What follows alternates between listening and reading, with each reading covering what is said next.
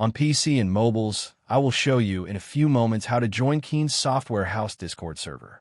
It's the same method on both PC and mobiles. For this, we will open a browser on your PC or mobile, can be whichever. In my case, I will use Microsoft Edge. Now click on URL bar and type this URL to be able to join this Discord server.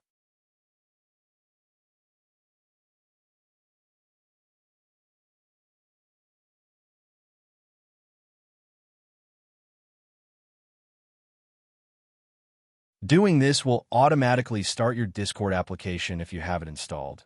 Then click Join, and you will have access to the Discord server.